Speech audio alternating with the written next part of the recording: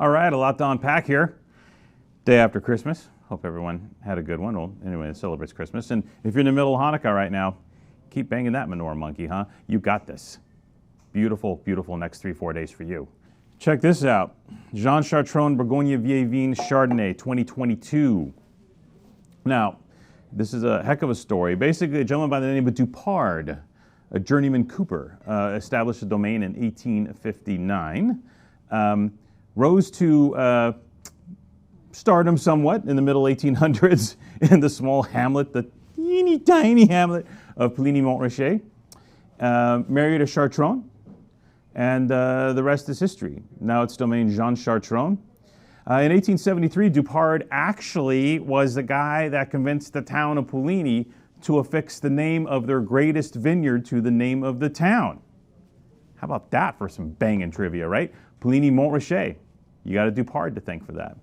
After that, there were 3 different Chartrons that were mayors of Poligny-Montrachet. You see what I'm getting at here? There's some roots, serious roots. Now, when you have these types of roots in a place like this for that extended period of time, you tend to maybe have an in on some of the best vineyards in the area, and they do. The family owns over 30 acres, amongst them Montrachet, Betard, Chevalier, several choice parcels in Poligny-Montrachet, and this parcel, which is choice, but for a very different reason. Now, this is their Bourgogne Vieilles. So because it's just the Bourgogne Blanc, they can't put Poligny on the label.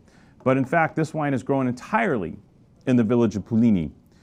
As a matter of fact, it's growing right next door to the village of Poligny. You'll see on the map on the offer, you'll see Poligny-Montrachet Village Houlières, and then a little blank space, and then the town of Poligny. And in that blank space is where the Chartron family owns some beautiful old vine Chardonnay that they use to make this Bourgogne Blanc.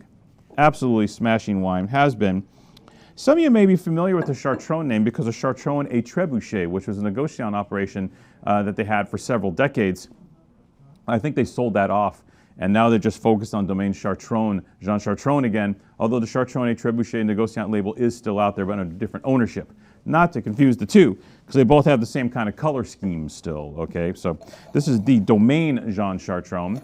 To complicate matters further, because we're in Burgundy, actually Jean-Michel Chartron actually sells this under like 3 different labels. So it might say like Edouard Dupard on it, it might say, is it Batacombe or something like that, or whatever, but this is the wine. This is the Bourgogne Blanc. This is the juice from this patch of vineyard. 8 months in barrel, all older oak, 1 to 5-year-old barrels. So no new oak here.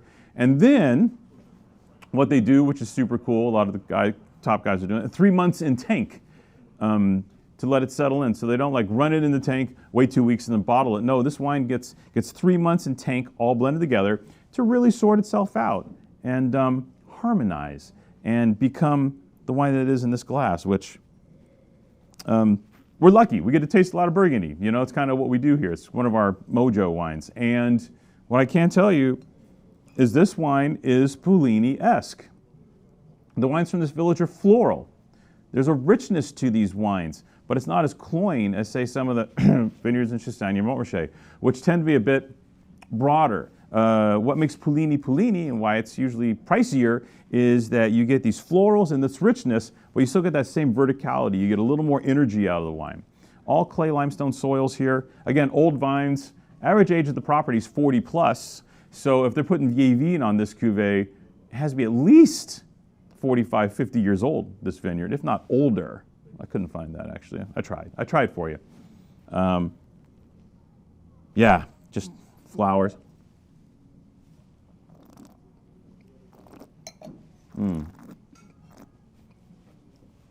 It's a richly appointed wine. Delicious. I was talking with Tristan the other day about this because nowadays with climate change, we're so looking for wines that have energy and verticality and acidity and crunchy and because we're looking for that because it's disappearing. Well, we have to realize that some of these villages, they got the reputation they got because of that richness, because of that gras, that intensity, that broad-shouldered aspect to the wines. Now, climate change is kind of doubling down on it. But here, you get that broadness with that verticality, which is exactly what Pullini's all about. This is just, the British would say smashing. It doesn't taste like Bourgogne, it tastes fancier, which, when I look at the label, I have a hard time coming to grips with it, because it's more serious wine than that. Even though they didn't treat it seriously. No new oak, it wasn't like super extensively aged. It's like drinking a great Nebbiolo from a tip-top Barolo producer. You know what I mean? Like best of the best, like an entry-level Nebbiolo, you know, from one of these $500 guys, and going like, yeah, man, that ain't just Nebbiolo. That comes from somewhere special.